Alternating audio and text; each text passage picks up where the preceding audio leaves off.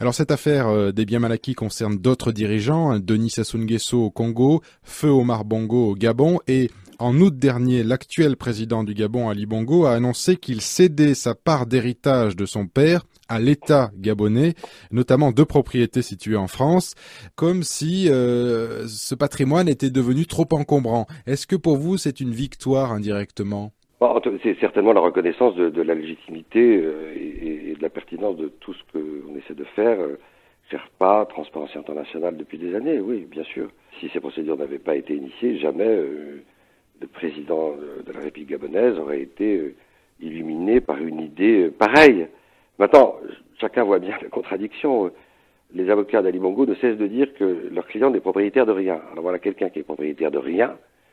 Il a toujours dit, moi je ne possède rien à Paris, et qui dit, j'abandonne la propriété à telle ou telle fondation de ses biens, alors qu'il est propriétaire de rien. Il faut à un moment donné s'interroger sur l'extraordinaire contradiction que représentent ces déclarations. Lui, il dit que ce sont des propriétés de son père Omar Bongo. Oui, mais les opérations successorales ne sont pas terminées.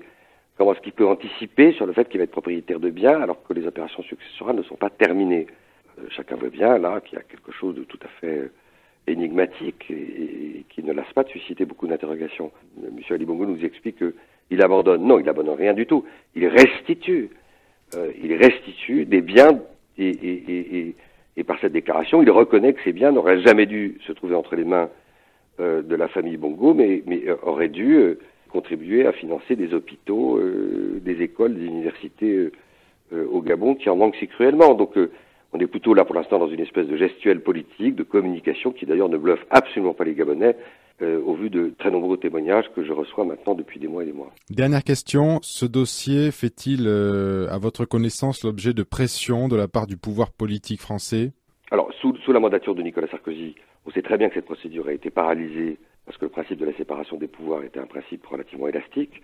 Un des acquis de l'arrivée de François Hollande, de façon indiscutable, ça tout le monde l'admet, c'est que l'indépendance des juges est aujourd'hui à peu près reconnue et à peu près respectée. Et qu'il n'y a pas d'entrave, il n'y a pas d'obstacle à ma connaissance qui se soit manifesté dans la progression de l'enquête et je n'imagine pas qu'il puisse y en avoir. Merci Maître William Bourdon.